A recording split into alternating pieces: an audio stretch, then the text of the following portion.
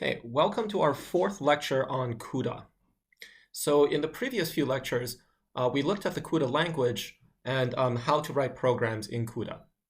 And so starting from this lecture, we're going to look at a few important problems that we can solve using CUDA. So the first problem is called prefix sum. Okay, so the definition of prefix sum is quite simple. So the input is an array of numbers, x1 up to xn minus 1, x0 up to xn minus 1. And the output should be the prefix sums of this array. So what we want to do is for the first value, right? So the first output value should be the sum of the first one input values. The second output value should be the sum of the first two input values. Okay, so x0 plus x1. The third output value should be the sum of the first three input values. So x0 plus x1 plus x2, and so on. And then the final output value, the nth output value, should be the sum of all n input values. Okay, so this is called a prefix sum because each of the outputs is a sum of a prefix of this input array. And this prefix sum operation is also called a scan. And in fact, we call this an inclusive scan because for the ith output, right, this includes the ith input. So for example, the second output, right, it includes the second input value. Now you could imagine this prefix sum being shifted over to the right by 1. Okay, if you do that, then the ith output is the sum of the first I minus 1 inputs. And so it does not include the ith input. And in that case, it would be called the exclusive scan. Okay, so we're going to look at the exclusive scan also. All right, so so we're going to focus on this scan or prefix sum operation today. And it seems like a very, first of all, a very basic operation. And second, it might not actually seem all that useful, right? Like, why would I want to add up prefixes of all these inputs? But as it turns out, this prefix sum operation actually has a huge number of applications in parallel computing. Okay, so you can use this basic prefix sum operation to build up many other algorithms. Okay, so if you can efficiently implement prefix sum, then you have efficient implementations of many other parallel algorithms. So here I've just listed a few, right? There are many more. You can use them to compute histograms. You can use them in various sorting algorithms, various types of filtering algorithms, different tree algorithms, recurrences, and many other applications. Okay, so today we're going to look at both how to implement prefix sum efficiently, and we're also going to look at a few applications of prefix sum. Okay, so just want to mention that this prefix sum operation is so fundamental to parallel computing that people have considered putting the prefix sum operation into hardware. Okay, so just like sequential hardware has basic operations like the arithmetic operations like add, subtract, and multiply, right? Because those are fundamental to sequential computations. Right? So there have been proposals in the past saying that prefix sum is so fundamental to parallel computations that parallel hardware should actually include specific hardware to compute prefix sums. Okay, and people have built like prototype chips which can do that. So nowadays, because parallel computing is mostly being done on just a large collection of normal sequential computers, sequential processors, then today we do not actually have this prefix sum operation in the processor itself. Okay, but nevertheless, this is a very important operation for parallel computing. Okay, so it's actually, of course, very easy to compute prefix sum in a sequential setting, right? All you do is you just go through your array, right? So for the first output, it's just the first value, okay? And then for the second output, well, you have to keep a running sum of your previous output, okay? So so for the second output, since you previously output x0, the next output is just the previous one plus x1, right? And then the third output is the previous one plus x2, and so on. Okay, so therefore, if you do this sequentially, it's going to take you just n operations, basically. So you can solve this in linear time. Okay, and so when we have a So this linear time algorithm, so this is clearly the most efficient algorithm, the one that does the minimum amount of work, right? Because in order to produce these n output values, at the very least, you're going to have to read all of the input values, right? So there are n input values, and so since we're doing order n operations, then this is asymptotically the most efficient possible. Okay, so the absolute minimum amount of work we need to do is linear in n. And so what we will try to do in these parallel setting is to find parallel algorithms that also, in total, do order n amount of work. Okay, so remember that, yeah. Okay, so also before we actually look at some prefix sum algorithms, I should mention that we don't really have to do just prefix sum. We can do any sort of, we can replace the sum operator by any associative operator. Okay, so remember, associative just means that it doesn't matter which ordering you do the operations in, right? Like if you have 3 inputs, like if this plus here is an associative operator, right? Then if you have 3 inputs, you can either do it in the first order or the second order, and if you get the same result, then this operator is associative. Okay, so there are many associative operators. For example, multiplication is associative, right? The min operator, right, where you find the minimum of 2 numbers, that is associative, right? The max operator. There are many other associative operators. And so this is actually quite a useful statement that we can, if we have a efficient algorithm for prefix sum, right, where the operator is just addition, then you can use the exact same algorithm but you replace the sum operation with some other associative operator. And as it turns out, by using the right operator, you can solve some pretty interesting problems, including ones that don't look like they have a parallel solution. But if you can define the right associative operator to sort of capture the operation, then you can phrase that problem in terms of prefix sum, and then you can solve it very efficiently in parallel. Okay, so we're going to start with a very basic prefix sum operation or algorithm. Okay, so let's just look at the diagram on the left here. So what we're trying to do is we have these 8 input values. And the way we're going to do this is we're going to basically we're going to pair up some of these values and we're going to add them. Okay, and then eventually that's going to produce the right prefix sum. So so for the pairing, for which processes we're going to pair, well, we're going to we have this this parameter here called okay, so this is actually not defined in the code on the right, but we're going to call this parameter a stride parameter. Okay, we're going to use the same terminology for some of the other prefix sum algorithms. So the stride here is just the distance between the values that you pair. So for example, in the first phase over here, right, we're pairing every other value. So the stride here is equal to 1. Okay, because we're pairing like x0 and x1, and we're going to add them. Okay, and you pair x1 and x2, and you add them, and so on. Okay, so all the pairs are distance 1 apart. Okay, next, okay, so then you pair these values, and then you add them. And what happens is, well, x0, initially, he doesn't have a partner, okay, because there's nobody to his left. So then his value after you, so then we do a phase where we pair all of the nodes which are distance 1 apart, okay, and we add them.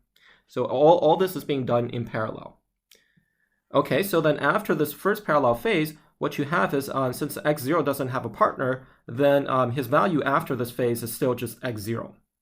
And this is written as just the sum from x0 to x0.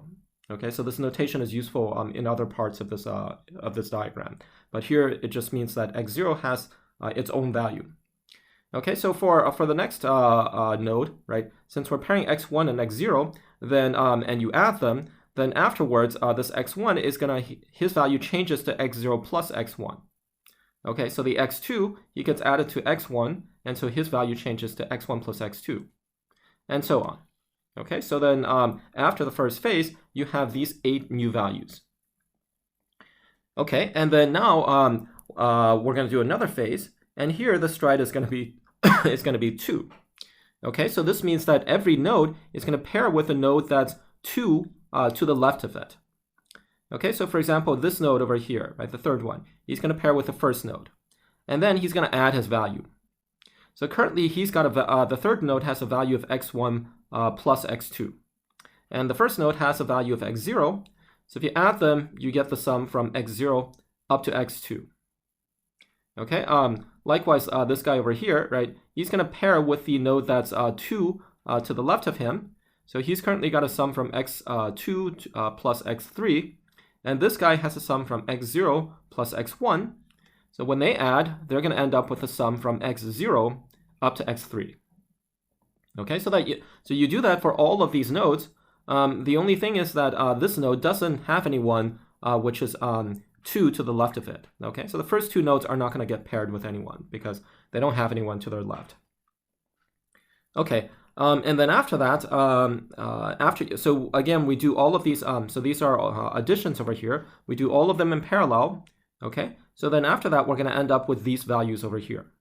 Okay, so yeah. And then we're going to do another phase, but this time we're going to double the stride again. Okay, so the stride used to be 1, it got doubled to 2, and now it doubles to 4. Okay, so then we're going to pair nodes which are distance 4 apart, right? So for example, this fifth node over here is going to pair with the first node, right? The fifth node already, if you check from the second phase, okay, the fifth node ended up with a sum from x0, from x1 up to x4, okay? And then this guy, the first node, has the value x0. So when they add, they get the sum from x0 up to x4. Okay, so now you just do this for every node which has a partner. Okay, so he takes his own value and adds it to his partner, who is 4 spaces to the left. The only thing is that these first 4 nodes, they don't have anyone which is 4 spaces to the left, so they don't change their values. Okay, and now if you look at the output after that, right, then what you see is that all of these nodes actually now have the correct prefix sum. Okay, so for example, if you look at this 7th node over here, right, so after the third phase, he had the sum from x3 up to x6. Okay, and he got paired with who? So he got paired with this guy from x0, who had a sum from x0 up to x2. Okay, so then if you add these two together, you just get the sum from x0 up to x6. Okay, and you can check this for every node that he's going to end up with the sum from x0 up to whatever his own index is. Okay. All right. So so basically, let's sort of try to argue why this algorithm is working. Okay. So I'm not going to give a full proof of this, but let's at least try to understand what it's trying to do. Okay. So what is happening with this algorithm is that let's say after phase 1, where the stride was 1, right? Then what happens is that every node has a sum from the previous 2 nodes.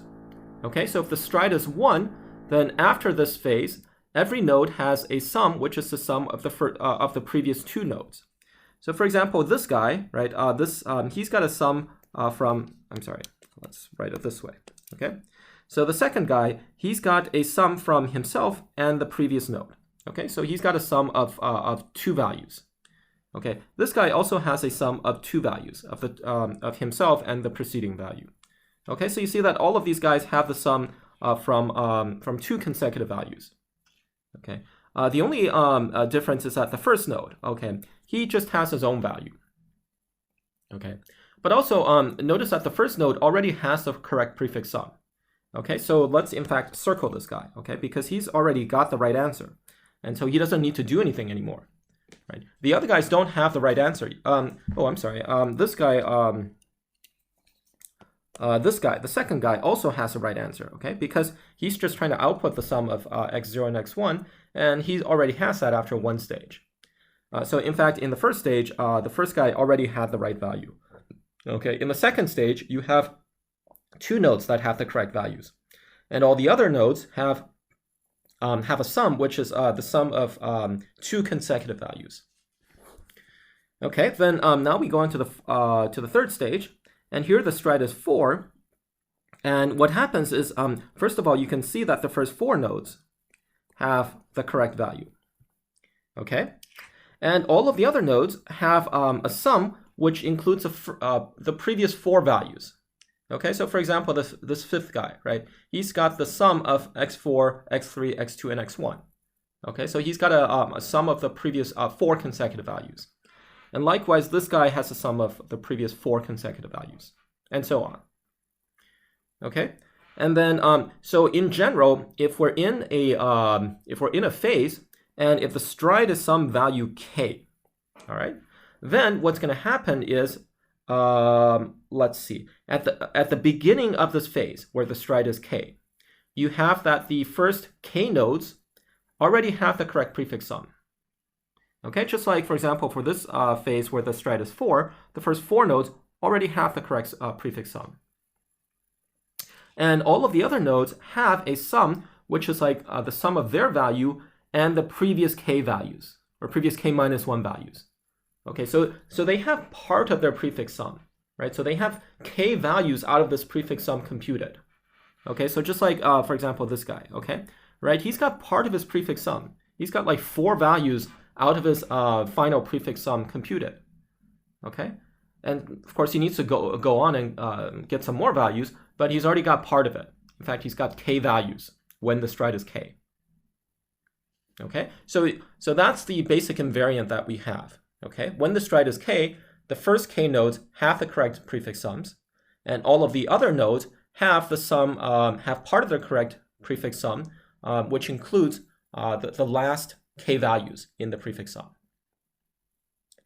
Okay, so now, so that's the invariant, and you can go ahead and prove that this is actually an invariant, right? That each time we do a phase, we sort of we satisfy this invariant, and so I'm not going to go through that full proof, but you can think about that. And then the upshot of the invariant is that if you do this for so since our stride is doubling each time, okay, then if you have n nodes, right, then let's assume that n is the power of 2 for simplicity. Then after log n steps, right, we're going to have that the stride is going to be n, right, because the stride doubles every time.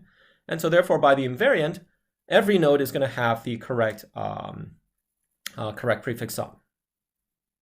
Okay, so this algorithm is going to run for log n phases. In each phase, we have a lot of parallel addition operations happening. Okay, so so let's actually write out this algorithm in some sort of pseudocode. Okay, so the pseudocode is that we're going to go for log n phases, as we said.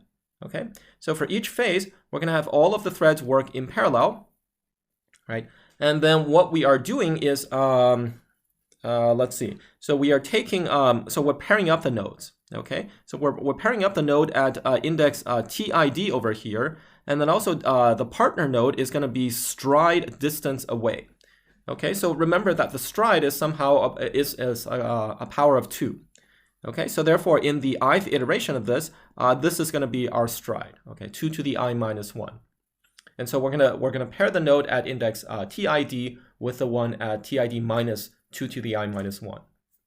Okay, and we're going to add those together and then store it in the in this output sum. Okay. Okay. So now notice that the sum actually has so the sum here actually is a 2 by n like little matrix. Okay, so it's got 2 rows. Okay, and then n columns.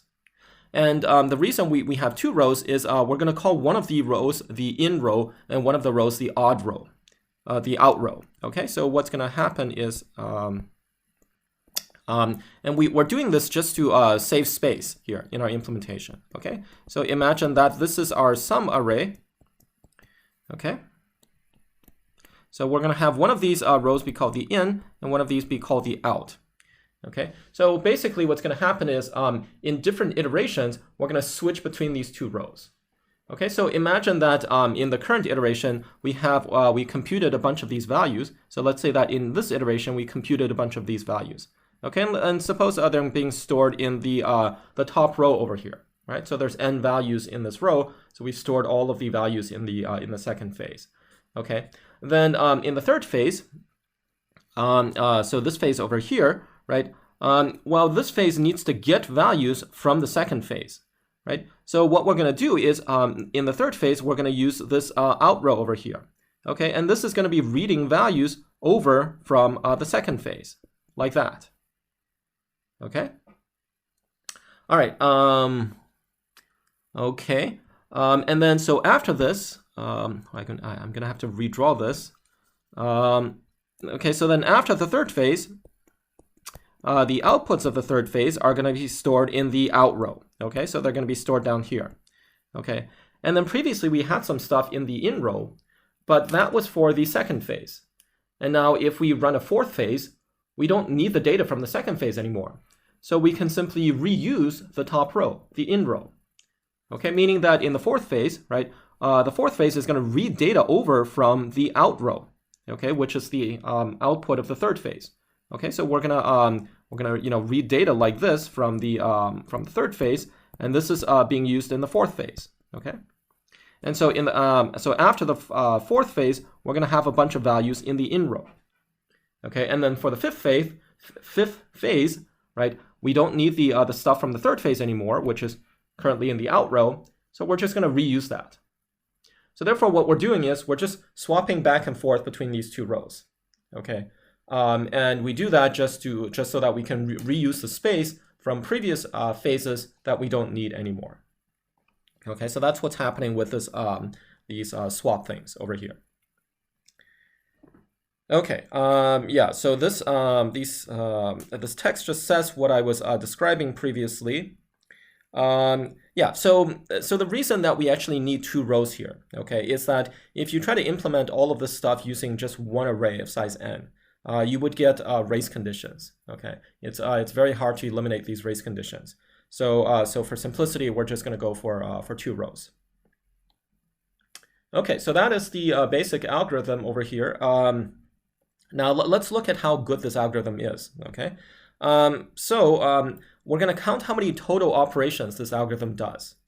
Okay, so now the claim is that in iteration I, if you have a stride of I, then the number of operations is going to be n minus the stride. Okay, so for example, in the first phase, the stride is going to be 1, and you see that every node needs to do an addition except for the first node. So you see that, for example, x1 here, right? So he's going to do this addition, right? x2 is going to do that addition, and so on. Okay. The only guy that doesn't do anything is this guy x1, sorry, x0, because he's already got the right value. Okay. So so likewise, if you go to this node, well, to this row, let's say. Okay. So in this phase, we have a stride of 4, right? And you see that, for example, these nodes, right? They all need to do some sort of addition. Okay, however, the first 4 nodes already have the correct values, so they don't need to do anything. Okay, so in general, the number of operations in iteration I is just whatever the stride, you subtract that from n. Okay, so then the total number of operations is, well, in the first phase, stride is 1, so you do n minus 1 operations, right? Second phase, stride is 2, so you do n minus 2, and then n minus 4, and so on. And in the final phase, the stride is going to be n over 2, right? So so you do that many operations. And if you add this up, right, so we have log n phases over here. Each of these phases is at least n over 2, right? You can see all these numbers are at least n over 2. So the total number of operations is going to be n log n. Okay, now remember that the sequential algorithm, okay, that had linear complexity because it just iterated through this array. Okay, whereas for this parallel algorithm, we have n log n complexity. Okay, so we're off by a factor of log n. And this factor of log n is actually pretty important in practice, okay? Because in practice, if you have a million numbers, right, which is you know, you could often have arrays which are that large, then this log n is going to become 20, okay? So then that means that this this current algorithm is 20 times slower than the best possible algorithm. And that's a big deal, right? So, you know, that's the difference between waiting 1 second and 20 seconds, okay, or one hour and 20 hours, okay. So therefore, we want to make this algorithm more efficient. Okay, so so now we're going to look at some more efficient prefix sum operations. Okay, so in fact, we're going to have algorithms that do linear work, parallel algorithms that do a total linear work. Okay, so the basis for these algorithms is that we're going to go back to a somewhat related operation, which is the reduction operation. So the reduction operation is to say that we have an input array, and we just want to add up all of the values. Okay, so that's kind of like the final output value of prefix sum, right? Because the in prefix sum, the final node, his output should be the sum of all of the input values, right? The other nodes need to output like a prefix sum, but the final node is going to output the entire sum. Okay, so the reduction is like the what the final node does in prefix sum. Okay, and the reduction algorithm, we had a linear work reduction algorithm. Okay, so basically that's being shown in this structure on the right over here, right? So we have this thing called a reduction tree, right? So this this is a tree, and remember the reduction tree was we proceeded in phases, and we also have this stride concept. Okay, so in the first phase, every node is going to pair with somebody who's stride distance apart, and stride initially is going to be 1 here, right? So every node pairs with just this neighbor, immediate neighbor, and adds those values. Okay, and then in the so that's going to take all of the input values, and it's going to combine them into half as many elements. Okay, so previously we had 16 values. Now after the first phase, we combine them into like 8 different locations. Okay, and then for these 8 locations, we're going to pair them again, and here our stride is going to be now 2, right? Because you see that these nodes now are distance 2 apart, right? And if you add them, then those 8 values get combined into 4 values, which are distance 4 apart. You pair those, and then you get 2 values, which are distance 8 apart, and so on. Okay, so then the total amount of work being done in this algorithm is that in the first phase, where stride is 1, right, you have n over 2 amount of work. And then when stride is 2, you have n over 4 amount of work. And then you have n over 8 amount of work, and so on. So this is actually a geometric series, right? Total work is n over 2 plus n over 4 plus n over 8, and so on. So this adds up to linear work overall. Okay, so this reduction algorithm is linear work. And it turns out that if you take this reduction algorithm, right, so this is of course not solving the prefix sum problem, but if you somehow take sort of like 2 copies of this reduction algorithm, okay, then you can combine them to solve the prefix sum algorithm problem. Okay, so you have this, the first prefix sum algorithm we're going to look at is this one by Brent and Kuhn. And this is kind of like you, so this has like 2 phases. Okay, so the first phase is just a reduction. Okay, so the top phase here is just a reduction. So time is going downwards.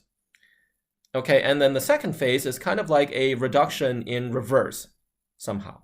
Okay, so I'll show you exact details later. Okay. Yeah, so and so we're going to call these 2 phases the upsweep phase and then the downsweep phase. Okay, so this is the up phase, and then this is the downsweep phase. Okay, so let's look in more detail at what's happening in these 2 phases. Well, for the upsweep, this is just a reduction. Okay, so for this part, it's just a reduction. Oops. All right, so my pen is not working so well today. Okay, all right. So I'm not going to talk too much more about that. I've already described it. And then for this downsweep phase, all right, actually, I should say something. Okay, so for this reduction phase, what do you get after you do this reduction phase? Okay, what you get is that some of the nodes have parts of these prefix sums computed. Okay, so for example, if you look at all of these nodes, the odd nodes, right, the 1, 3, 5, and so on, right? So what value do they have? Okay, after the first phase over here. So after the first phase, they have the value from the previous two nodes, right? Like this guy 1, right? He's got the sum of 0 and 1. Okay, this guy 3, he's got the sum of 2 and 3. All right, 5 has the sum of 4 and 5, and so on. Okay, so so here where the stride is well, let's say 1, right? Then you have the sum of the previous s times 2 nodes. Okay, yeah. Okay, so then if you look at the next phase, okay, then some of these nodes don't do anything. So for example, this node 1, okay, he doesn't do anything in the next phase, but this node 3, he's going to end up with the sum of all of these values. Okay, so here stride equals 2, right? And then now he's got the sum of the previous 4 values. And this node 7 also has the sum of the previous 4 values. Okay, this has the sum of the previous 4 values, and this does too. Okay. And then if you look at the next phase, right, some of these nodes don't do anything. So for example, thread 3 over here, right, he doesn't do anything. But node 7 over here, right, he does a sum, and so he's going to end up with the sum of the previous 8 values. Okay, and then this node is also going to end up with the sum of the previous 8 values. Okay, and then finally, this node over here, right, this node 15 over here, after the reduction, the upsweep phase, he's going to have the sum of all 16 values. Okay, so that's sort of the outcome that has occurred after the downsweep phase. Okay, is that we have parts of these. Let me actually erase this thing over here.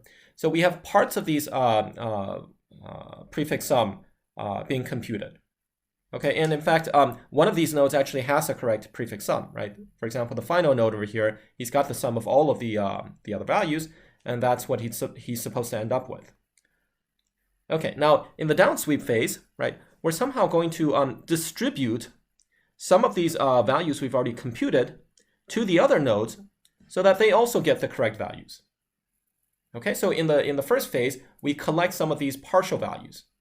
Okay, and then in the second phase, we distribute these partial values and combine them in some way so that everybody has the correct value at the end. Okay, so the way to look at this distribution process is we should look at these nodes in terms of their binary representations. Okay, so let's pick a node. So for example, this is the 13th node. Okay, so he's node number 13. So we're first of all going to write his ID, this 13, in binary. Okay, so this is written as 1101 in binary. Okay, and now the way we're going to think of this is that if you're the 13th node, okay, so so we're the 13th node, right? So we want the value, let's say we want the first value up to the 13th value. Okay, so this is actually equal to the sum of the first 8 values, right, plus the sum of the next of 9 to what do we have here? Of 13, right? Of 12. Okay, plus the sum of the 13th value. Okay, and the reason I write it this way is because the sum of the first 8 values, that is going to correspond to this digit over here. Okay, now the first digit, right, this represents 8. Okay, so the first 8 values, we're going to think of it as, you know, the first digit in 13's binary representation. Okay, the next 4 digits, we're going to think of it as corresponding to this digit over here, right? That's the digit for 4. Okay, and the final 1 over here, we're going to think of it as the corresponding to this digit over here.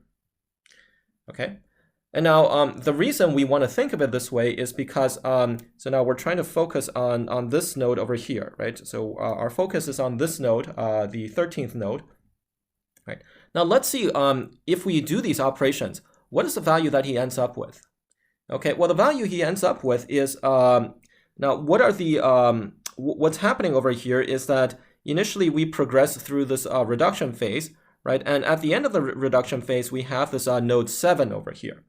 Okay, well, let me say it this way. Okay, so in fact, let me switch to a different color so that we can sort of differentiate this from the previous parts. So let's switch to blue over here. Okay, so now what is the 13th output value? Okay, let's look at the operations that occur in order to produce the 13th output value. So first of all, we have this addition over here. Okay, now this addition involves this value, right, and this value. Okay, but where does this left value come from? It comes from over here, right? It comes from over here. So this also involved an addition between this value, right, and this value. Okay, now the left value here, where did that come from? Okay, that came from over here, right? And the right value, where did that come from? That came from over here. Okay, so so basically the 13th output value consisted of and then this value over here, right? Where did that come from? That came from the original input value.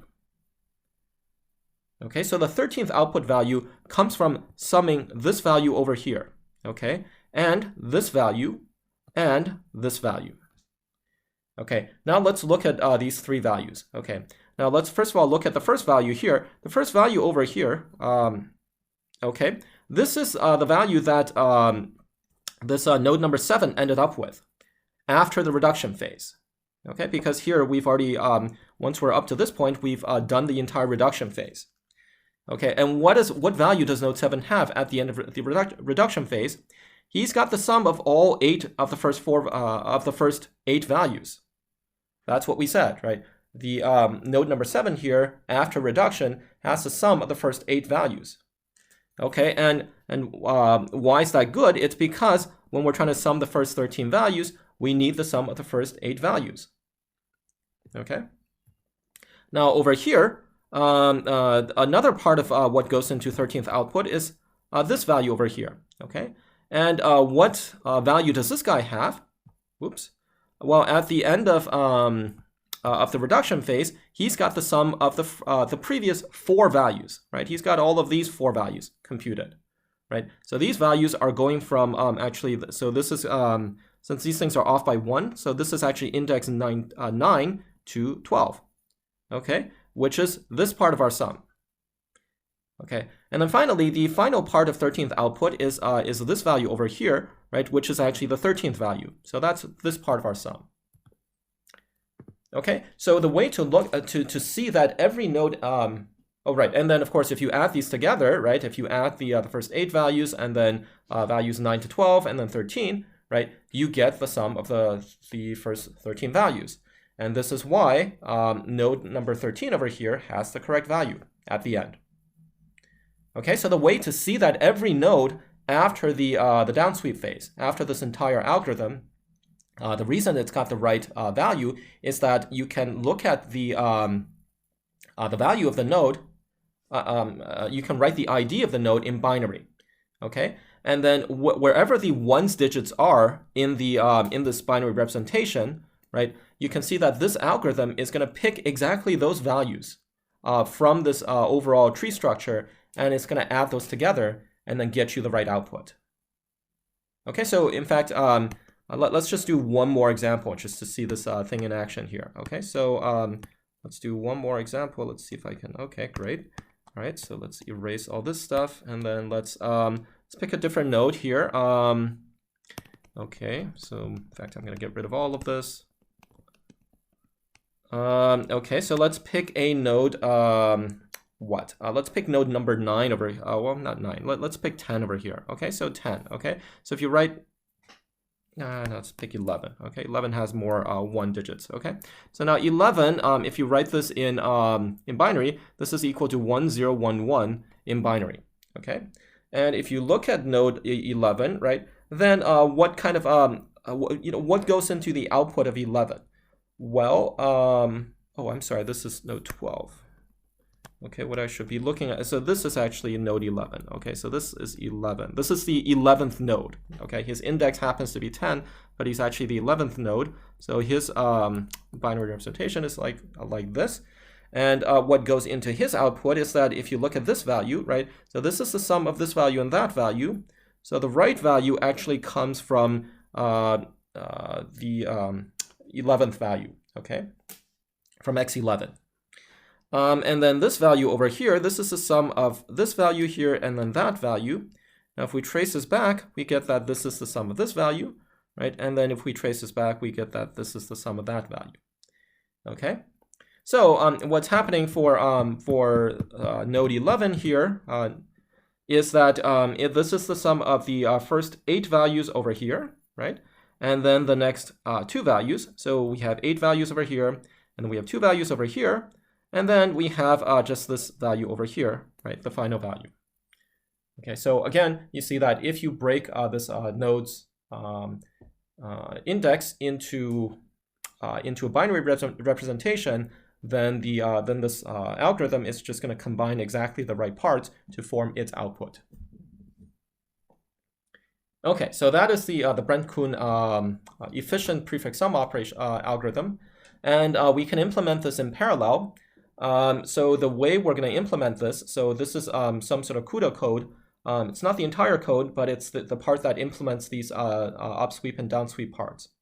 Okay, so this so the first part is the upsweep, right? So this switch back to red over here.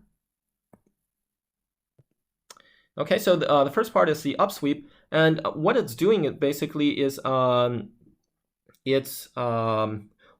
let's look at this operation. Okay, so in the first phase, right, we don't need all of the threads to be active because the only threads that we need are the ones that do this addition. And you see that if we have 16 elements, we only need to do 8 additions, so we only need 8 active threads. Right? And then in the next phase, right, we only need 4 active threads because you know we just need to combine 8 values using 4 threads.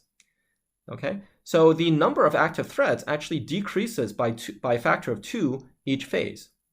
Okay, so this algorithm is going to run in this way. Okay, what it's going to say is that initially, suppose you have a bunch of threads. Okay, so suppose you have threads like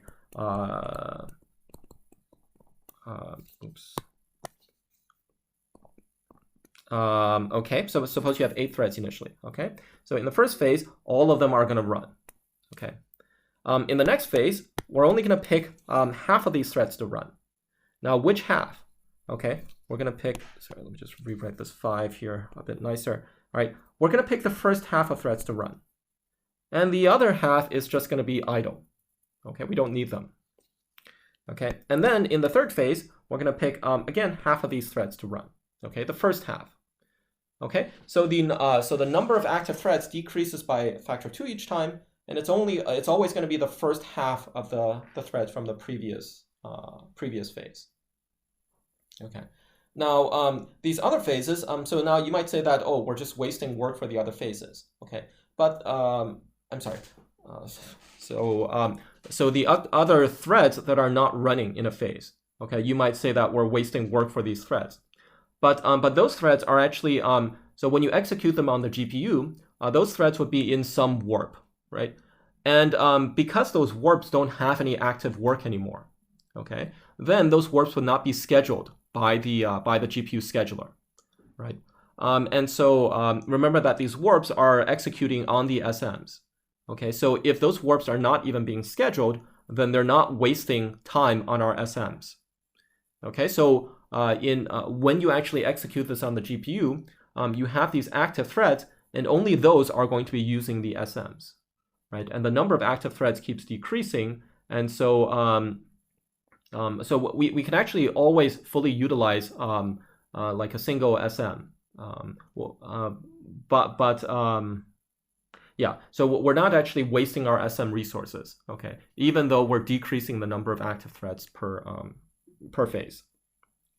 Okay, so that's just to tell you like which threads are actually executing, and the way this happens is that if you look at this algorithm, right, what you have here is you have this I thing over here, and then you have a stride, right, and the I is basically indicating which indices are doing the addition in each phase. Okay, so for example, in the first phase, the indices doing the addition are like the 1, 3, 5, 7, and so on. Okay, and then in the second, so that's the first phase, right? The 1, 3, 5, 7 are doing these addition operations over here. In the next phase, right, the only indices which are doing the addition are the 3 and the, what do we have here? 7, and then 11 and 15.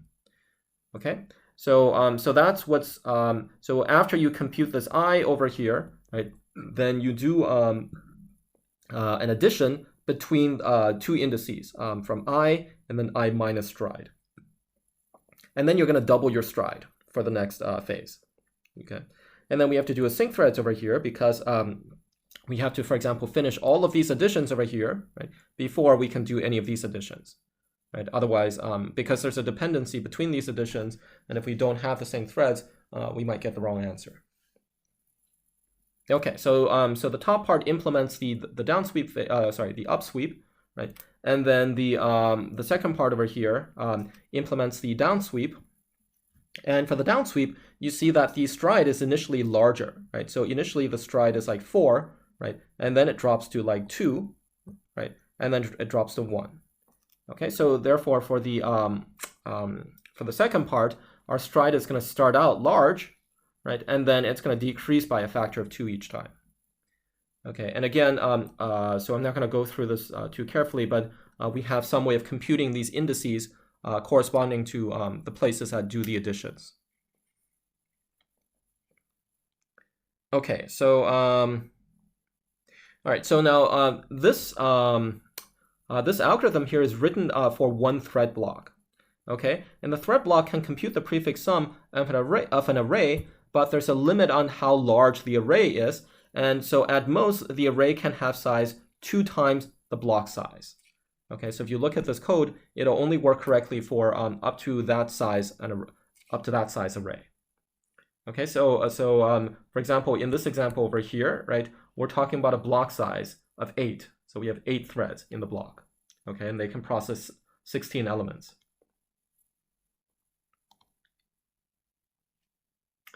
Okay, so that is the so that's the algorithm. And it's efficient because, again, in the upsweep phase, right, we have a geometric series in terms of the work that occurs.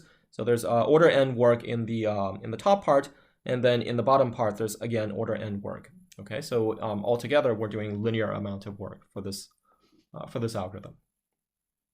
Okay, so now we're going to look at so that was for the inclusive scan, right? Inclusive prefix sum, where, like, for example, the 15th element should output the sum of all 16 values. Now you can change this slightly to the exclusive scan. Okay, so again, that just means that the ith value should output a prefix sum, but it should not include its own value. Okay, so for example, if your input is like this 1, 2, 3, 4 here, right? Then, for example, the third node, right? He doesn't do the sum of 1, 2, and 3. He just does the sum of 1 and 2, right? And the fourth node, right? He does the sum of 1, 2, and 3. So of course, you can compute this exclusive scan using an inclusive scan, right? So you just compute the inclusive scan, and then at the end, everybody subtracts his own value. Okay. However, we're going to look at an algorithm, pretty elegant algorithm to do this without having to do this extra step at the end. Okay, and then we're also going to use this algorithm when we do this segmented scan operation towards the end of this lecture. Okay, so the way this algorithm works is it's again going to have, so it's quite similar to the Brent-Kuhn algorithm for inclusive scan. So again, it's going to have 2 phases, the upsweep and the downsweep. Okay, so in fact, the upsweep is exactly the same as for the Brent-Kuhn algorithm. It's again just a reduction operation. But for the downsweep, this is where we're going to have a small difference. And so here we can look at these the downsweep part as doing these things called half butterfly operations. Okay, so let me just show you in pictures what this is actually going to do. Okay, so so we again have these 2 parts, the upsweep and the downsweep. So the upsweep is just a reduction, as we had before, right? And then the downsweep part. So what's going to happen is before you start the downsweep part, you are going to you're first of all going to set the final value over here to be 0. Okay, so after the end of the upsweep, after the reduction, you have that the final node over here is going to have the sum of all of the values. Okay, But when you do an exclusive scan, you don't need any node to output the sum of all of the values, right? Even the last node should only output the sum of all of the preceding nodes, right? Excluding itself. Okay, so therefore, we're first of all going to make the final value here be a 0. Okay. And now each phase of this downsweep part, it's going to consist of, again, nodes are going to partner with some other nodes which are distant stride apart. And the stride is going to keep decreasing geometrically. And initially, it's equal to half the size of the array. Okay, so initially, we have the final node is going to pair with this node distance 4 away. And what's going to happen when you partner with somebody is that, so the left node, so let's call these guys A and B, okay? Or sorry, let's call them left and right. Okay, so yeah, so this is going to be the left node, and this is the right node, right? So the right node is just going to give his value to the left node. Okay, so what's happening is over here, if we look at the code for the downsweep, right? So this here, the x at index k plus 2 to the d minus 1. Okay, so this complicated thing represents, the left node. Okay, so index k plus 2 to the d minus 1 is going to be the left side. And then this k plus 2 to the d plus 1 minus 1, this is going to be the right side. Okay, so first of all, the right node is going to give his value to the left node. Okay, and then the right node is going to take the left node's value and then add it to his own value. Okay, so initially the right node is going to store the left node's value in this temp variable t, right? And then he's going to add both the, so this is going to be the left node value and the right node value, and this is going to be stored in the right node's value. Okay, so that's being shown in this picture over here. So the right value is going to give his value to the left guy. And the left guy is going to, is going to combine his value with the right guy. Okay. Yeah, and the same thing's being done later on when we do these. So this is called a half butterfly because, you know, this little structure over here, this kind of looks like a butterfly, right? But now we're only doing half of this because we're not doing the left part of this. Okay.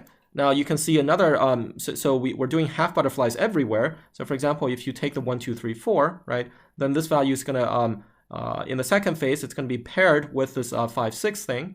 And then so now this is going to be the left and that's the right. So again, you give the left value, the right value to the left, and then you combine these two values on the right. Okay, so you take the 5, 6 value and then you add it to 1, 2, 3, 4. Okay, so you do a bunch of these half butterfly operations, and that's what's being done in the downsweep. Okay, now the way to sort of understand this algorithm is what's actually happening is you can think of these values as being broadcast. Okay, so for example, the 1, 2, 3, 4 value, right? Now, first of all, it's being passed to this right-hand side over here. Okay, and then after that, you can see that this value gets sort of distributed to this entire subtree over here, right? So like there are 4 nodes in the subtree, and you see that all of them are going to end up with 1, 2, 3, 4 as part of their output, right? Like this guy just has 1, 2, 3, 4 as its output, right? This guy has 1, 2, 3, 4 as part of its output, right? All of these guys sort of receive 1, 2, 3, 4. Okay. Now, why is the value being broadcast?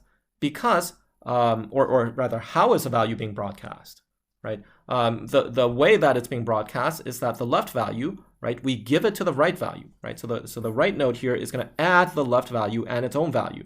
Okay, so now the right guy's value is going to include 1, 2, 3, 4, right? Now this guy is going to do these like half butterflies with other nodes, and whenever it does that, this 1, 2, 3, 4, for example, when you do a half butterfly with 5, 6, the 1, 2, 3, 4 gets passed to the left node, right? And then also it stays within the right node also. Okay, so initially you just have 1 copy of this 1, 2, 3, 4, and then after this half butterfly you have like now 2 copies, right? And then after the next set of half butterflies you have 4 copies. Okay, so the number of copies of this 1, 2, 3, 4 is doubling. And then you can see that eventually it gets sent to all of the nodes in this subtree over here. Okay, so all of the nodes in the subtree are going to end up with a value 1, 2, 3, 4 as part of their output. Okay, and this is what you want because when you do the exclusive scan, okay, so this is the fifth node over here. So his value should include 1, 2, 3, 4, right? And in fact, all of these nodes after him should also include 1, 2, 3, 4 in their outputs. However, everybody to his left should not include 1, 2, 3, 4 in their outputs. Okay, so therefore we're going to take this 1, 2, 3, 4 and then just broadcast it to all of these guys that should have 1, 2, 3, 4 as part of their outputs. Okay, now likewise, we're going to take this value 5, 6 and then also do a broadcast. Okay, but it's going to be to a smaller subtree over here. And this subtree, all of the nodes in that subtree should have 5, 6 as part of their output. Okay, and you can think of the 7 over here as also being a broadcast to this just, this very small subtree over here with one node. Okay, so we're taking these, the way this is working is that we're taking these sums that were computed in the upsweep and we're sort of broadcasting it to the subtrees that need to have this sum as part of their output. Okay. Yeah, and then by combining these, then we get the right values, right output values in the end. Okay, so that is the exclusive scan operation. Okay, so next we're going to look at some implementation issues when we actually put this on the GPU. Okay, so we looked at some code for doing this, but the problem with that code was that it only worked for one thread block, and that thread block could only handle an array of size at most 2 times the thread block size. Okay, so if you have 1,000 threads, right, in your block, then you can only do prefix sum on 2,000 elements. Okay, but what if you have more than that? What if you have many millions of elements? So in that case, we're going to just break up this entire big array of, let's say, millions of elements. We're going to break it into blocks, sorry, chunks of size 2 times the thread block size. Okay, so that's what's being shown over here. So we have like a big array of values, okay, millions of values. And then we're going to break it into chunks, and each of these chunks is going to be 2 times the block size. And now we're going to run our, so we already have an algorithm to do prefix sum on each block. So we're going to run that algorithm on this block, okay? However, after that, we just have a bunch of individual prefix sums, right? So we have a prefix sum in this part, we have another prefix sum in this part, but it doesn't know anything about the previous part, right? And this part doesn't know anything about the first 2 parts. Okay, so these aren't correct yet. So what we need is to sort of fix up these small prefix sums in order to get the big overall prefix sum. Okay, so how do we do that? Well, the thing is that if you look at, let's say, this prefix sum over here, okay? So, what's happening is that now these values are incorrect, but the reason they're incorrect is that they're missing the sum from this part. Okay, so now let's say there are for concreteness, let's say there are 100 values, okay, in each block. Okay, so we have 100 values here. Let's write this a bit nicer with 100 vals, right? We have 100 vals over here. Right, we have 100 vowels over here, and so on. Okay. Now, when you look at the second block, what it's missing is actually the stuff from the first 100 values. Okay, and in particular, every value here is sort of, it's going to be too small, and the amount it's too small by is actually the sum of the first 100 values. Okay, so for example, if you look at the first value over here, this is value number 101. Right, so here the value number 101, right, what it should be is the sum of the first 101 values from 1 to 101. Okay, but this equals the sum of the first 100 values, right, plus the sum of the 101st value. Okay, and this sum over here is exactly this thing over here. All right. Now, likewise, let's see if I have space to do this. Okay, right. The second value in this chunk. Okay, so the second value would be this guy over here. Let's say. Okay, he should be outputting the sum from 1 to 102, right? Which is the sum of the first 100 values, right? Plus this. the sum of the first two values, okay, 101 up to 102. Okay, now this part is just exactly equal to the sum of the entire first block.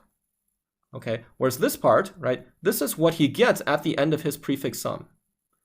Okay, so the nodes over here, right, when they do their prefix sum, they're computing just this sort of second part over here, right? Each node starts at index 101 and computes a prefix sum up to his own index, right?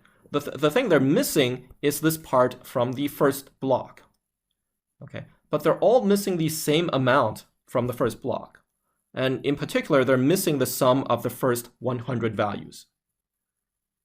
Okay, so therefore, okay, so I'm gonna like free up some space over here. If we can sum the first 100 values, right? So let's say that this comes out to, let's say, S1.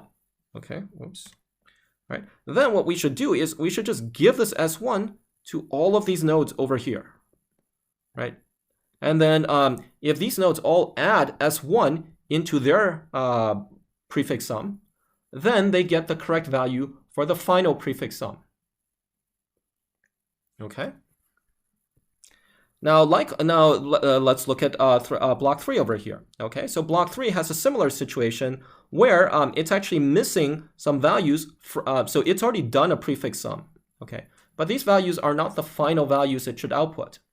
The final values it should output is actually equal to, well, it's missing something. It's missing all of these S1 values, right? Because these values should be incorporated into these outputs. And it's missing some values from the second block, right? In fact, what we should do is we should sum up the second block, right? And let's call this value S2 over here. And this S2 should also go into the third block. Okay, so now you see the pattern, which is that in the ith block, okay, what we should do is we should take all of the preceding blocks, right, 0 to I minus 1. We should sum each of those blocks, right, the entire block's sum. And then we should add that sum into our own values. And then that will give us the right values for ourselves.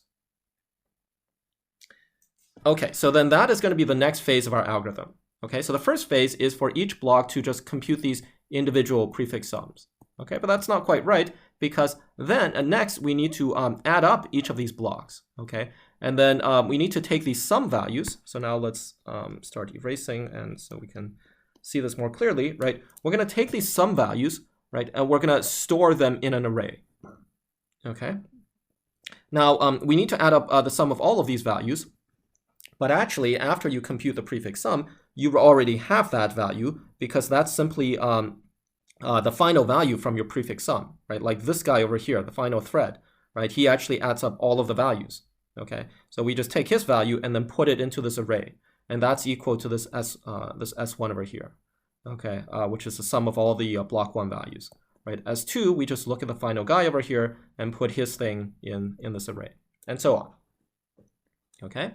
And now we said that what we need to do is to add up some of these, right? We need to do S1 plus S2 and then give all this stuff to block 3, right? And we need to add S3 and then give all this stuff to block 4. Okay, so then that means that we need to now look at this. Okay, this is a prefix sum again, because we have S1, S2, S3, right? We need to give S1 to, why does this happen? We need to give S1 to these nodes, right? We need to give S1 plus S2, okay, to these nodes, right? And then we need to, okay. And then we need to give S1 plus S2 plus S3, right, to these nodes. Okay, so this is also a prefix sum operation. Okay, so that means that after we do these copies, we want to do another prefix sum on these values. Okay, so then we do another prefix sum, and this is the output of this prefix sum. Okay, so the inputs to these prefix sums, again, are these SI values, where each of these S's is the sum of an entire block. Okay? And then we do a prefix sum on these block sums, okay, to get this. And then we distribute these prefix sums, okay, to the different blocks. Like S1 plus S2 gets distributed over over here, right? S1 plus S2 plus S1 gets distributed over here, okay? S1 plus S2 gets distributed over here, and S1 plus S2 plus S3 gets distributed over here, okay?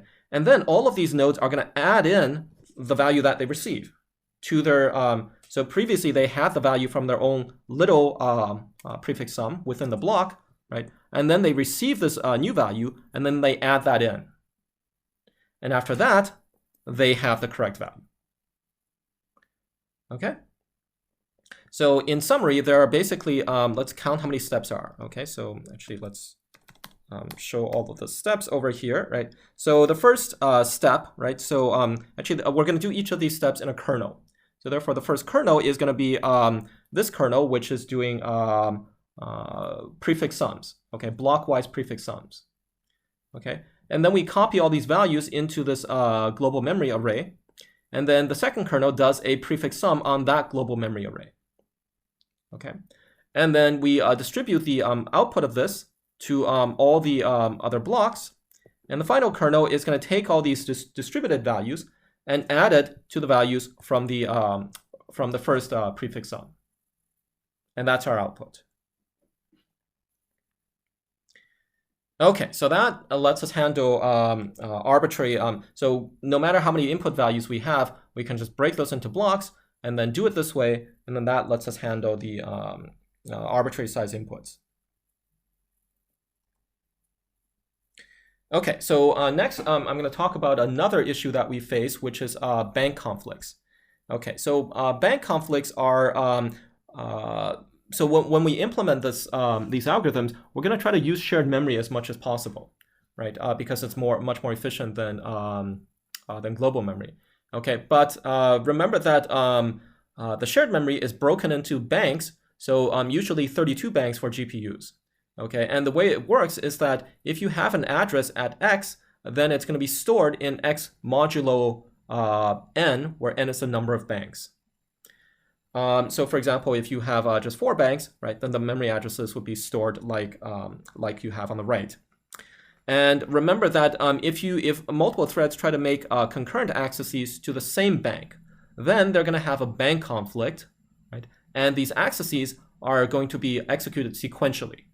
So if you have 2 threads that want to access values 1 and 5, they're both in the blue bank, and now it's going to take 2 time steps for these accesses. Instead, if they wanted to access, let's say 1 and 2, indices 1 and 2, right, they can do that in parallel because they're in different banks. Okay, now it turns out that the current algorithm that we have, okay, once we try to run this in shared memory, we're going to have a bunch of bank conflicts. Okay, so the way to see this is, let's just do an example. So, so the code over here, this is copied over from the previous our previous code of the Brent-Kuhn algorithm.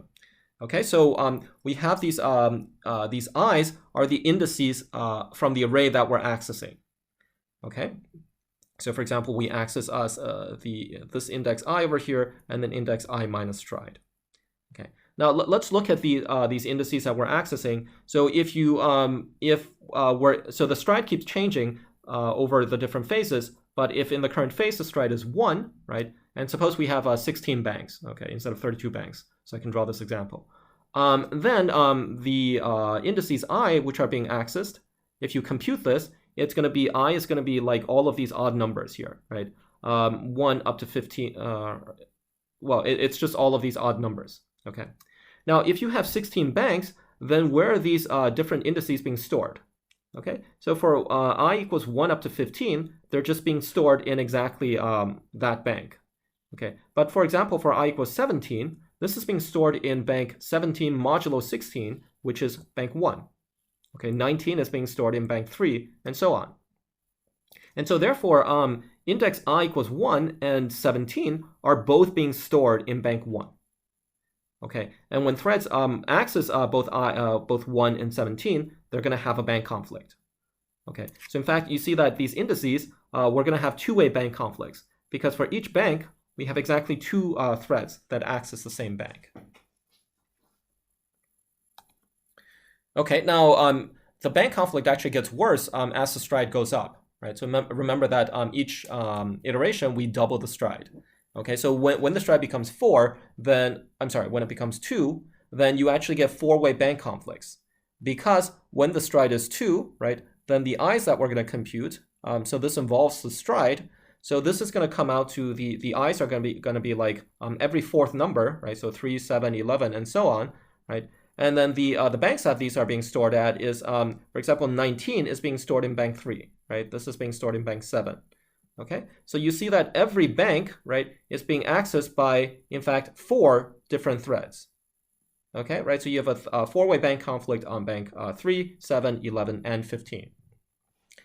Okay, so this is going to make the performance much worse as you take larger strides. So we're going to try to get rid of these bank conflicts.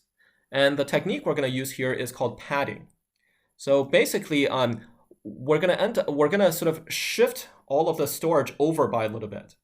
I mean, not all the storage, okay? We're going to shift different parts of the storage by different amounts. And the shifting is the padding part. Okay, so basically the way this is going to work is normally you would just store the ith item at address I, right? And then the bank would be equal to I modulo the bank number. Okay. However, now instead with padding, we're going to store the ith item at address I plus this thing. Okay. Plus we're going to take I divided by the number of banks and then floor that and add that to I. So that's where we store the ith item. Okay. So we do this for both reads and writes. And so I'll talk about this waste part later. Okay. But let's see how this works with 4 banks. So suppose you have an array with these 12 items in there. Okay, so now normally you would just store this item I in array location I. But with padding, right, if you have 4 banks, then for the first 4 items, right, if you have I from 0 to 3, right, then this when you do this computation over here, right, you just get that you still store these in locations 0 to 3. Okay, but index 4, for example, right, if you plug 4 into here, so this is 4 plus the floor of 4 divided by 4, right, which is 1, right? Okay, so this is actually going to go into location 5 over here. Okay, likewise, if you have a 5 over here, right, then this is going to be stored in location 6. Okay, so these 4 items are all being shifted over by 1. Okay, and now these 4 items, right, 8 to 11, right, you're going to see that when you do this computation over here, they're going to be shifted over by 2. Okay, so instead of so normally 8 would be stored over here, right, but now it's being shifted over by 2. Okay, so in general, the higher index elements are going to be shifted by more and more amounts. Now, when you do the shifting, what's going to happen is that you have some of these blank blank locations where nothing is being stored. Okay, and so this represents some sort of waste of your storage. Okay, because you're not using these padded locations for any useful storage. Okay, so the amount of waste is in this example, it's going to be like a quarter of your space is wasted. Okay, and if you have more banks, like 32 banks, then you're going to have like 1/32 of your overall storage being wasted. So that's like 3%. Okay, so that you do get some waste, but you're going to see that this is you're going to get much better performance with this. Okay, so in fact, padding is a good strategy for removing bank conflicts in general. Okay, of course you need to find a specific padding strategy for your problem, but in general, you can try some sort of padding if you're getting bank conflicts. Okay, now to see that padding actually helps us with the bank conflicts, let's go back to the previous example where we had 16 banks and the stride is 2, right? So we saw that you get these 4-way bank conflicts, right? So yeah, so then now if you use padding, then instead of storing each value exactly at its own index, right, we're going to store it at these padded indices. Okay, so that what that means is since you have 16 banks, then for example, this item 19 over here, right? So this is now being stored at 19 plus the floor of 19. Oops. divided by 16. So this is actually going to be stored at location 20. Okay. Likewise, 23 is not going to be stored at 23, but at 24. Okay. You're going to shift it over by 1. Okay. Now for these elements, for example, 35. Okay. This is going to be shifted over by 2, because if you put 35 over here, right, then you get 2. Okay. So all of these things are being shifted over by 2. Okay. So the colors represent the amount of shifting, right? And then the final part is going to be shifted by 3. Okay, now the nice thing when you do this is that if you now let's look at which banks each of these indices is being stored in, right? So now so these the first four threads, right? So they're accessing items in banks 3, 7, 11, 15. Okay, but then the next 4 threads, right? The bank that for example, thread 4 over here, right? He's accessing index 20. And this is in bank 20 modulo 16 is 4, right? Thread 5 here, he's accessing index 24, which is in bank 8, right? And then 12 and then 0. Okay. And this is because, so you see that these banks here are just these banks over shifted over by 1. Okay. And now these banks are the previous banks, again shifted over by 1, right? And then these banks are shifted over by 1. So now you see that instead of each block of 4 banks, instead of them being the same, right, and then conflicting, right, we keep shifting these banks over by 1, so that we end up with no conflicts over here, right? Okay, none of these banks have conflicts. Okay, so by just storing these elements at these locations, we can get rid of all of these bank conflicts in the previous example. Okay, so now let me move on to a somewhat different problem. So this is called segmented scan. Okay, so previously the prefix sum was just called scan. This is called segmented scan. Okay, so so this is actually it's basically like you need to do several scans at the same at once. Okay, and this has a bunch of applications. For example, if you're doing like some sparse matrix operations or like processor allocation or something. Okay. And we're going to consider the exclusive version of this segmented scan. Okay, so the way this works is that now we're going to have an array, but we're going to break the array into multiple segments. And you basically want to do an exclusive scan on each segment. Okay, so for example, if you have this one big array, right? So here we're supposed to have 9 numbers, but you break it into 3 segments. Now, if you do an exclusive scan on each segment, then for example, the first segment, the exclusive scan is going to be, this. Okay. The second segment, the exclusive scan is going to be like that, and then the third segment. Okay. So let's say that you have m segments. Okay. And then let's say each of them is size m. Let's say they're all the same size. Okay. Then of course, one way you can let's see. Is this right? I'm sorry, this is, if there are m segments, so this should be an m over here, I'm sorry, and this should be an n, okay? Yeah, then the way that you can do this is, since we're basically, we want to do m different scans, right? And each of them has size n. Now, we saw with the previous algorithm that you could do a scan in log n phases, okay? If you have an array of size n, then you can do log n phases to do that scan. And since here, if we have m segments and then we have m scans, right, then the total time would just be m times log n. If we do this in a very naive way, where we do the scan in each segment separately. Okay, now it's going to turn out that, so the segmented scan, this is a new scan algorithm, it is going to be able to parallelize all of these scans.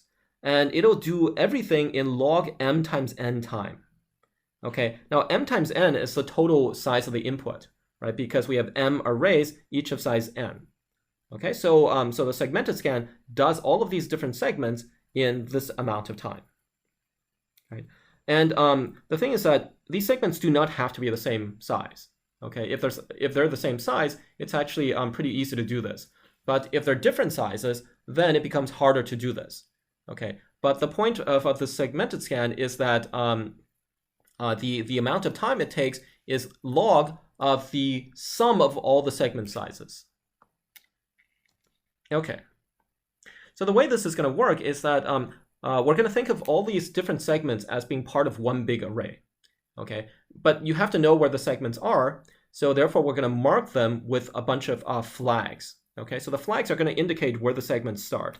So for example, in the in this example over here, right? So the first segment has 4 elements, right? So therefore, we're going to mark the first element with a 1, right? And then the other 3's indicate that the rest of it belongs to the same segment. Okay, the other 3 elements. Okay, and then the next segment has 2 elements. So we mark the first element, right? And then the zeros for the rest, okay? And then the third segment, you again mark the first element over here. Okay, and now we're going to define a new array of pairs. Okay, so if previously you had a total of, let's say, k elements, okay, we're going to define a new array also of size k, but it's going to have pairs of values. Okay, so the pairs are going to be both the flag at the previous index and the value at the previous index. Okay, so basically we're going to take this this flag array over here, right? And we're gonna take this. We're gonna think of this as one big array, and we're gonna combine them. Okay. Yeah. So and then we're gonna have this new array over here with both the flags and the values. And now we're gonna define a. So currently we're trying to do a sum, right? Let's write this nicer, right? So our operator is the associative operation sum, right? But now we're going to define a new operator, which is this sort of dot circle operator. So I'll just call this guy circle. And the way this works is that it's going to take 2 of these pairs, okay? And we're going to do a circle operation on this. And what we're going to do is now each of these pairs is a Boolean value here, 0 or 1, followed by some value, right? x1. And the output is going to be depend on the second of these Boolean values, okay, f2. So if f2 is 0, okay, then basically what that indicates is that now imagine this f1 here is a 1, okay, and this is a 0 over here.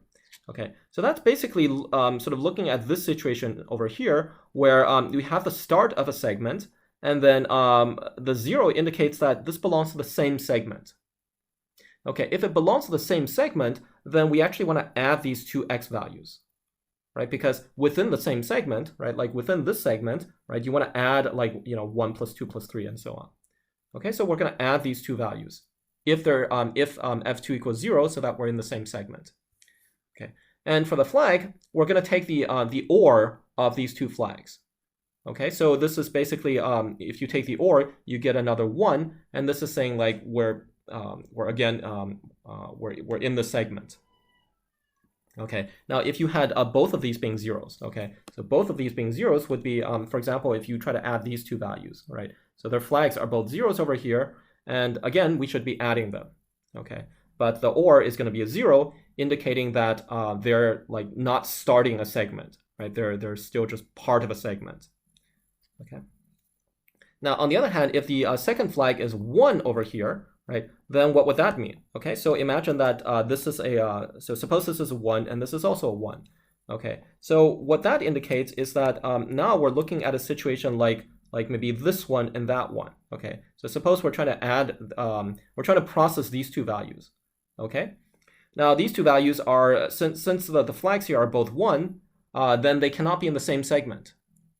Okay, and so here the output value is going to be x2, okay, because we know that x2 is in a segment by itself, and it should not get added to x1. Okay, so the output value here is just going to be x2, and the flag is going to still be f1 or f2, okay, to indicate that this is like in a segment by itself. Okay, so those are the 2 cases, right? So by looking at f2, we can tell that whether we're in the same segment or we've started into a new segment, right? And in the first case, we add the 2 x values, and in the second case, we don't want to include the x1 value because we're in a new segment. Okay, and then once we define this operator, we can use the previous prefix sum operations. Okay, using this new operator. Right, so instead of doing sums whenever we have a pair of values, we're going to use the circle operator on those 2 values. Okay, so then the algorithm that we're going to have is going to work like this. Okay, so so this code is provided from this lecture notes at CMU. And so the way this is going to work is, again, it's going to have a upsweep and downsweep phase, right? Because just like the normal scan has these two phases, and since we have this new associative operator, the circle operator, we're again going to base it on the original scan algorithm. Okay. And then now all of these various indices, right? So what this is doing is that, remember, we have these F1 and F2 values, right? So this is actually the this thing here corresponds to the F2 value. And this is saying that if the F2 value is equal to 0, right? So remember, that was the case where the two X values are in the same segment. Okay, so in that case, this here is actually the X2 value, right? This is the X1 value. Okay, so this index is like the left index, and this is the right index. Oops. Okay, so when you're in the same segment, you should be adding those two X values. Okay, and if this thing were a 1 over here, right? If it were a 1, right, then you would just then the X2 value, right? You would not add the X1 value in there. You would just keep the original X2 value. Okay, and also we wanted to take the OR of the flags after you do the circle operation. Okay, so we're saying that the F2 here is now going to equal the what do we have? So this is the F1 or the and the OR of the F2. Okay, so that is the upsweep part, and the downsweep part. This is going to be so again, let's sort of instead of looking at these indices, let's just sort of look at which values these correspond to. So this corresponds to the X1 value. Okay, so you have an X1 value on the left over here, and then you have an X2 value, and here you also have an F1 and then F2, and the index for the X1 value is going to be always these things k plus 2 to k plus 2 to the d minus 1, and then here it's going to be k plus 2 to the d plus 1 minus 1. Okay. All right. So this here is the X1 value, and then you're first of all going to store the X2 value into the X1 value. Okay. And then here you're looking at now these flags, as you do the upsweep, they're going to get sort of propagated. Okay. But you also keep track of the original flags, right? The original flags are the flags that you started out with that mark the individual segments. Okay, so you're going to look at the original flag at this location over here, which is basically this location plus 1. Okay, so you're going to look at the next location after here. So if there's an original flag over here, right, then you're going to set this, this corresponds to the X2 value, you're going to set that to 0. Okay, so I'll show you a diagram of this later, but that's the first case. And then otherwise, if there's a flag at, this is the X1 location. Oh, sorry, this is, what's happening? Okay, so this is the F1 location, right? If there's a flag over here, right, then you're going to set the X2 value to be basically equal to the to the X1 value. Temp here is equal to X1. Okay, right. And then this final case, the X2 value is where you add the two values together. So this is X1 here, and this is X2, and that's where you add the two values. Okay.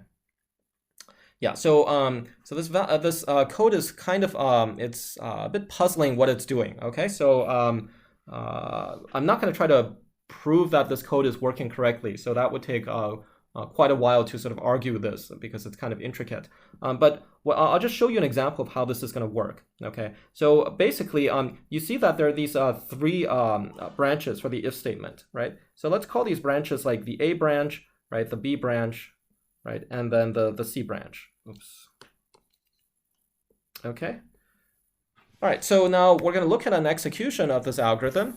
And so here, this is going to be the up part, right? And then this is the down part. Okay. Now the up part is basically that's where you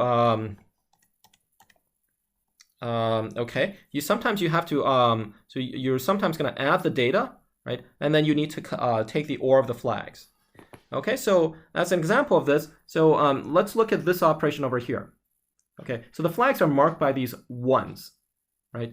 And the reason some of these rows are, these columns are highlighted is because these are the original flags, right? So so this the first column over here was the start of a segment, okay? And this is the start of a segment, and so on. So we want to keep track of both of these, both the original flags, right, the original segments, and also the flags are going to propagate over time. So you see that the number of 1s is going to increase over time. Okay, but we want to differentiate the original ones and the new propagated ones. Okay, so basically what you see here is that, for example, in this situation, okay, you have these two nodes. Their flags are both zeros, right? They don't have flags, so that means that their flag is 0. Okay, so then when you combine them using this associative operator, right, their new flag is still 0 over here, right? Because you take the OR of the previous two flags, which is still 0. Okay, and because F2 here, because this guy had a 0 flag, then we actually add these two A2 and A3 together. So you end up with this A23 means that it's A2 plus A3. Okay, so that's one example of one of these cases. The other example is that if the first flag, okay, so suppose you're looking at these two nodes, okay. Now this guy has a flag of 0. So when you process these two nodes, right, we're going to sum them, okay, because as long as the second flag is 0, we sum A0 and A1, but the new flag becomes the OR of 1 and 0, so the new flag becomes 1. Okay, and then let's see if we have an example. Okay, so we have an example here where, normally you see that we're summing all of these pairs of values. Okay, so normally if it's just a normal scan, we would sum this this A4 and A5. Okay, but because this thing, because A5, right, A5 is the F corresponds to the second flag, right, and this is the first flag is 0, the second flag is 1, right? When the second flag is 1, right, then you don't sum, you just take the second value. Okay, you take A5 here. Okay, and then the new flag is 0 or 1, which is still 1. Okay, so you see that we have these different cases occurring. Okay, another example would be for example, over here, right? So normally in a normal scan, we would just add this A89 over here with A1011. Okay, but notice that these two things are in different segments, so you don't want to add them.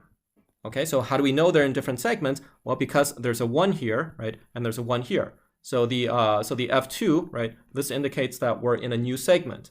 Okay, so therefore, instead of adding this A89, right, we're just going to keep the A10 to 11.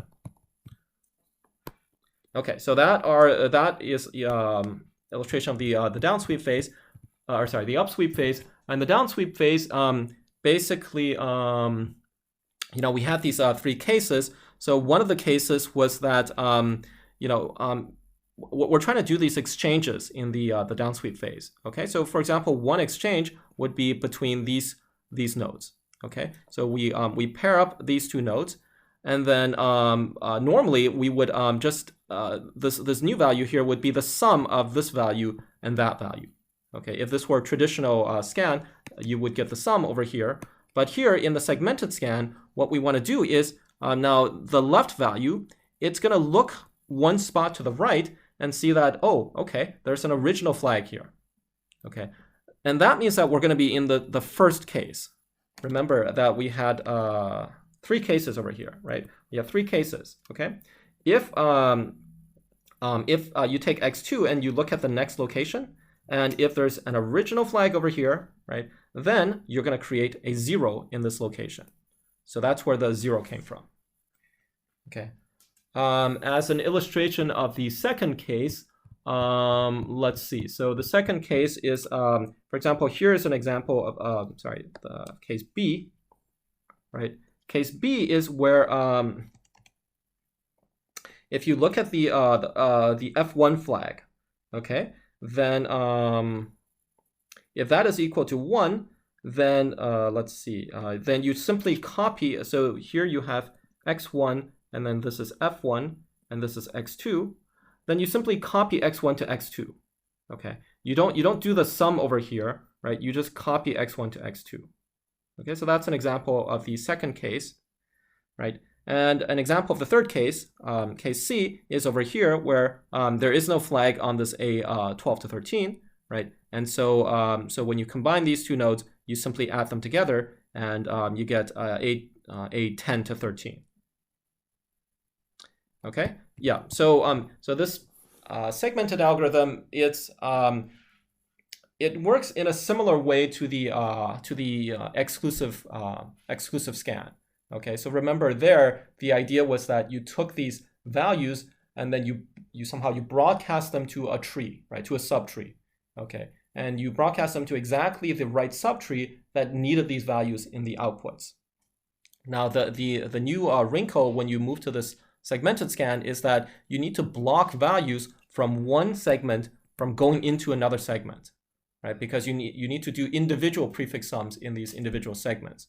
Okay, so the way you block them is through this associative operator, and also through these conditions that are down here in the downsweep.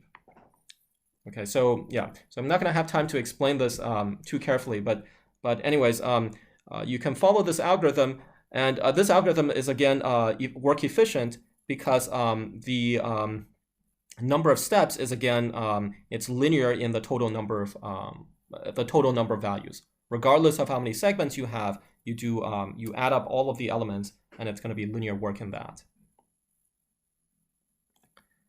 Okay, so finally, we're going to talk about some applications of prefix sum. Okay, so I said that this is useful for a bunch of things. So so one thing, first application we'll look at is compaction. Okay, so compaction is basically we want to take an input array, and then you want to take we're going to look at all the elements in the input array, and we have a condition. Okay, some of these elements satisfy the condition and some do not, and we just want to take only the elements from the input that satisfy the condition. Okay, so remember that we when we looked at the intrinsic operations, we had this filter operation. Okay, so the filter operation is the same thing as the compaction. Okay, now the filter operation we used we use these atomic operations to do that. Okay, so now we're going to see a different way of doing this using prefix sum. Okay, as an example, suppose you have an input array and you just want to move all of the odd numbers, okay, to the front of your output. Okay, so for example, if your input array is over here, then we just want to keep these elements, right? Only the odd values. Okay, did I miss one? Oh yeah, I missed one. Okay, so now the way we do this is, first of all, we're going to create a filter array, which is just going to be which element from the input satisfies this condition. Okay, so the condition is that the value is odd. So in parallel, we can just look at all of these values, right? And then we can just mark which ones are odd. Okay, yeah. So that's the first step. That's obviously parallel. Okay, next step is we're going to do a prefix sum on this filter array. Okay, if you do the prefix sum, then this is what you get. Okay, and the final step is that now this prefix sum actually tells you how to take your input array and change it to the output array. Okay, because what it's saying is that, for example, for the first two values, right, which have prefix sum values 1 and 2, right, these should go into the first two locations. Okay, so 1 goes over here, right, 1 goes over here, and 3 goes into the second location. Okay, now the third value over here, right, this we look at the filter value, we see that this is not even an odd value. So we don't need to keep this. Okay, so we don't do anything for this. Okay, the fourth value here, you look at the filter value, it's not odd, so we ignore this value. Okay, so whenever you have a 0 in the filter, you just ignore that value. But when you have a 1, right, then this means that you have an odd value, and the prefix sum value here tells you the location that you should put this at. And the reason is that, now why is this value 3? It's because there were previously 2 other odd elements before the 5, right? So this value is 3 because we added 1 plus 1 plus 1. So there must have been 2 previous odd values. So therefore, we're going to put the 5 into location number 3. Okay. So likewise, let's say if you look at this the 7 over here, right? So this has a prefix sum value of 5, and that's because there were 4 previous odd values, right? The reason this is 5 is because we did a prefix sum on the filter, and you know, there must have been 4 ones before this value over here. And so therefore the 7, right, the 7 value should go into location 5 after all of the previous odd values. Okay, so this is how you can do a filter or a compaction operation using in parallel using the prefix sum. Okay. Now, once you have this compaction operation, you can do something like string comparison.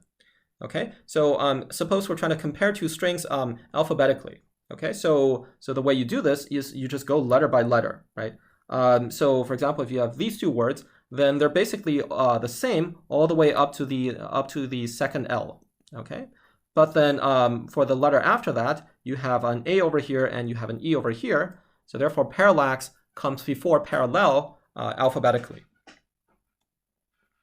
Okay, so our problem is that we're given two strings, right? And we want to see which one comes alphabetically first.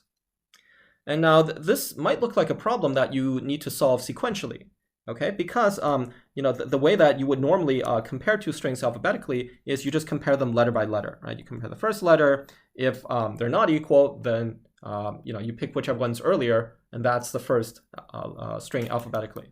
But if they're equal, you have to compare the second letter, right? And then you have to keep going until eventually you end up with a letter that's not equal.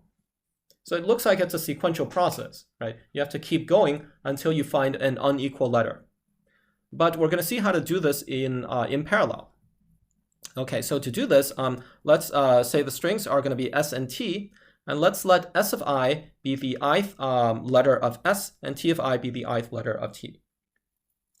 Okay, so what we're going to do is we're going to have a bunch of parallel threads, one thread per letter for S and T.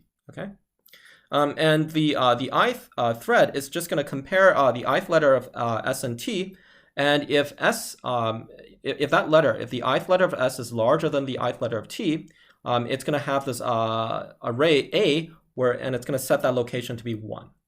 Okay, so if S of I is equal to T of I, it's going to set A to be 0, and then if S of I is less than T of I, it'll set A to be -1. Okay.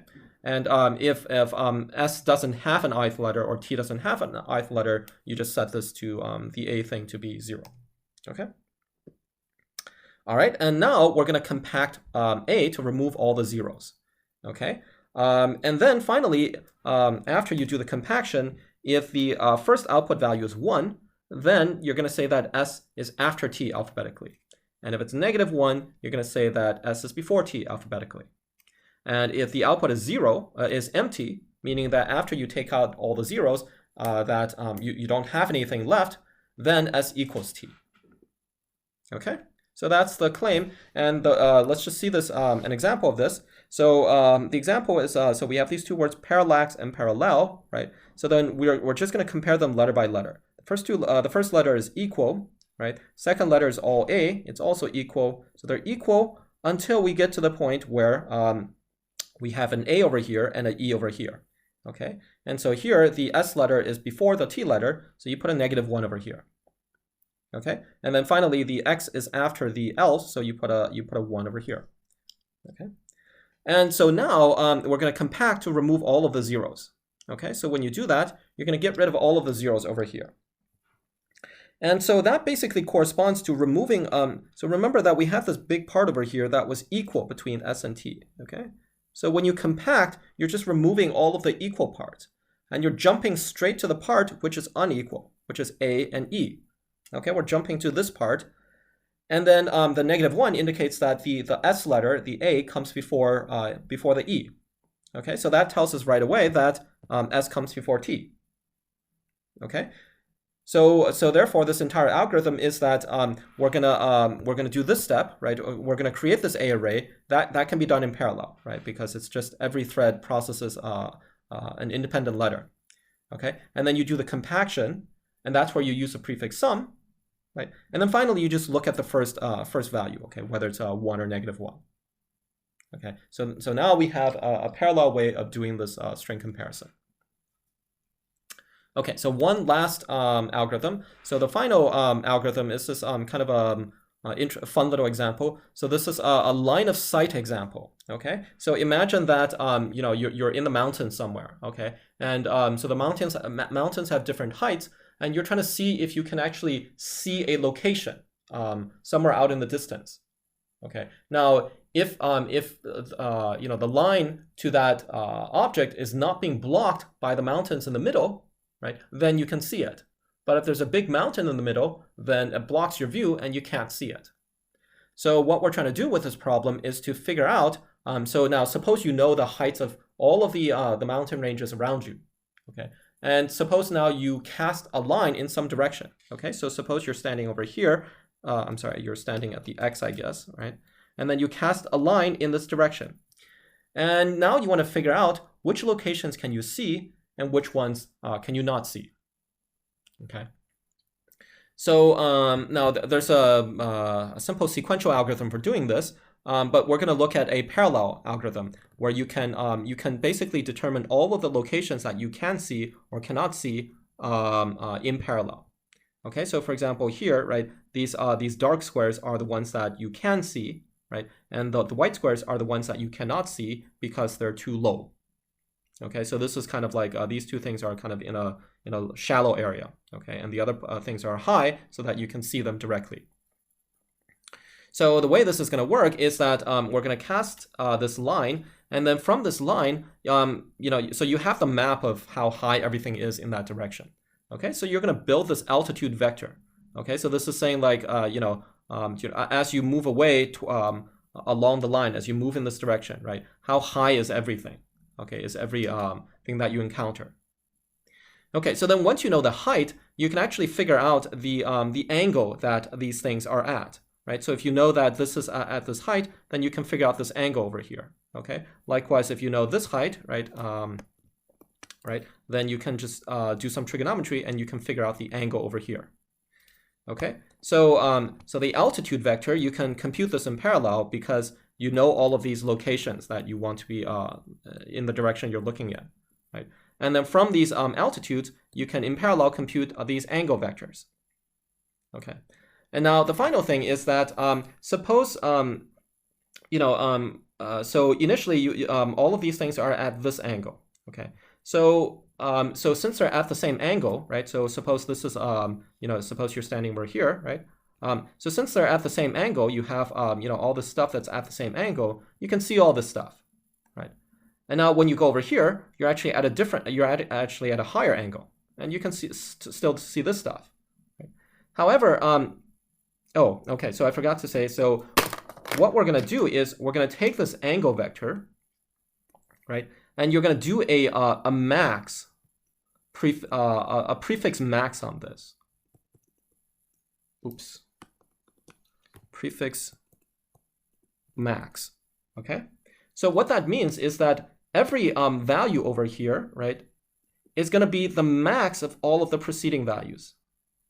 Okay. So for example, over here, right, so this value here is supposed to be the max of all the preceding values. Now this value is small, but these values are big. Okay. So the max is actually going to be this value. Okay. Yeah, so so we're going to do a prefix max, and you see that, for example, these values here, they're also small, right? But if you take the max of all the preceding values, then here you get the max, and so here these values are large like this, okay? And now what we're going to do is we're just going to compare our angle. So we're going to, so for example, over here, you're going to compare this angle with this prefix max angle, okay? If the actual angle is less than the prefix max angle, then this indicates that you cannot see this object. So for example, if we're over here, right? Oh, well, yeah, okay, right. So now all of a sudden this angle has become small, right? And this angle here is less than the max angle, which is this angle here.